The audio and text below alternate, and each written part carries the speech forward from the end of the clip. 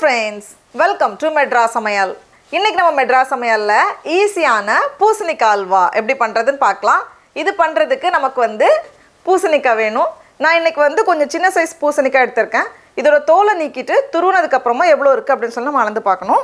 தடியங்காவோட தோலை நீக்கினதுக்கு அப்புறமா உள்ள இருக்கிற விதைகளை எடுத்து இந்த மாதிரி வச்சிருக்கேன். அதுக்கு அப்புறமா கொஞ்சம் சின்ன பல்லு இருக்கும்ல துருவல். அதை வச்சிட்டு நம்ம எல்லாத்தையும் நல்லா சீவி வச்சிரலாம். எல்லாத்தையும் துருவி வச்சிருக்கேன். இனி இதை நம்ம அளந்து பார்க்கணும். இதில் இருக்கிற ஃபுல் தண்ணியோடு நம்ம சேர்த்தோம் அப்படின்னா ரொம்ப நேரம் ஆகும் வேகிறதுக்கு, அந்த தண்ணியெல்லாம் போகிறதுக்கு. அதனால் நம்ம இந்த மாதிரி கையில் எடுக்கும்போது எவ்வளோ வருதோ அது போதும். அந்த கொஞ்சம் தண்ணியோடு வரும். ரொம்ப புளிய தேவையில்ல, அதே ரொம்ப தண்ணியாகவும் இருக்காது. நம்ம கையில் எடுக்கும்போது இந்த மாதிரி வருதில்ல, இந்த இது எடுத்தோம் அப்படின்னா நமக்கு கரெக்டாக இருக்கும். இப்போ பார்த்தோம் அப்படின்னா இவ்வளோ தண்ணி தான் மீதி இருக்குது. நம்ம புளிஞ்சோம் அப்படின்னா நிறைய தண்ணி வெளியே போயிடும். கிட்டத்தட்ட 3 கப் இருக்குது. இப்போ நம்ம செய்ய ஆரம்பிச்சிடலாம். ஃபஸ்ட்டு ஒரு பேனில் 1 டேபிள் ஸ்பூன் நெய் சேர்த்துக்கோங்க. நெய் உருகுனதும் இதில் ஒரு 15 போல் முந்திரி பருப்பு, அது 1-2 உடச்சி உள்ளே சேர்த்துடலாம். சேர்த்துட்டு இது கொஞ்சம் அந்த பொன்னிறம் ஆகட்டும். இப்போ முந்திரி பருப்பு நல்லா வறுபட்டுருக்கு. இதை எடுத்து நம்ம மாற்றி வச்சிடலாம். இப்போது இதே பேனில் நம்ம துருவி வச்சுருக்கோம்ல தடியங்காய், அதை அப்படியே சேர்த்துடலாம். எல்லாத்தையுமே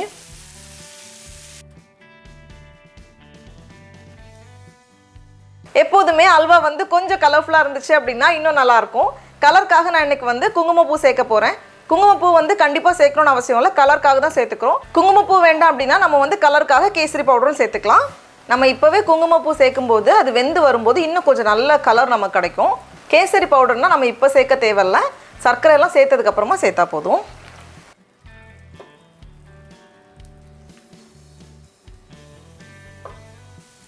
இப்போ பாருங்கள், ஓரளவுக்கு அந்த தண்ணியெல்லாம் போய் கொஞ்சம் கெட்டியாக வந்திருக்கு. ரொம்ப தண்ணி இல்லை, நமக்கு பார்த்தாலே தெரியுது.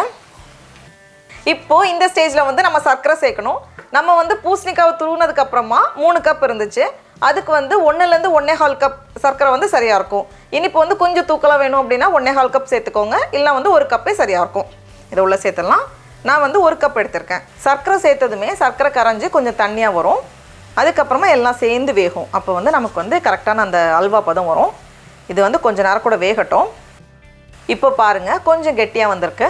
இந்த ஸ்டேஜில் 2 டேபிள் ஸ்பூன் போல் நெய் சேர்த்துட்டு இதை ஒரு வாட்டி நம்ம நல்லா கலந்து விட்டுடலாம். இன்னும் கொஞ்சம் நேரம் கூட வேகட்டும்.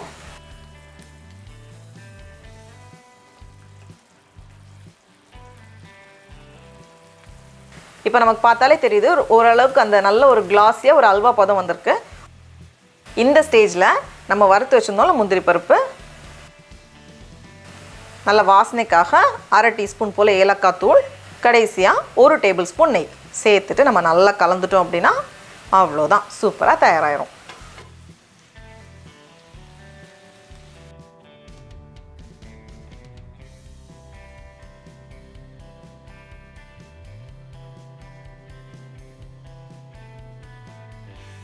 டடா, நம்மளோட அல்வா ரொம்ப சூப்பராக தயாராகிடுச்சு. இதை பார்க்குறதுக்கே அவ்வளோ அழகாக இருக்குது. இப்போ நம்ம டேஸ்ட் பண்ணி பார்க்கலாம். ரொம்ப நல்லாயிருக்கு. நீங்களும் கண்டிப்பாக இந்த ரெசிபியை வீட்டில் செஞ்சு பாருங்கள். உங்களுக்கு இந்த வீடியோ பிடிச்சிருந்துச்சுன்னா மெட்ராஸ் சமையலுக்கு சப்ஸ்கிரைப் பண்ணுங்கள். நாவின் சுவை எறும்புகள் மலரட்டும்.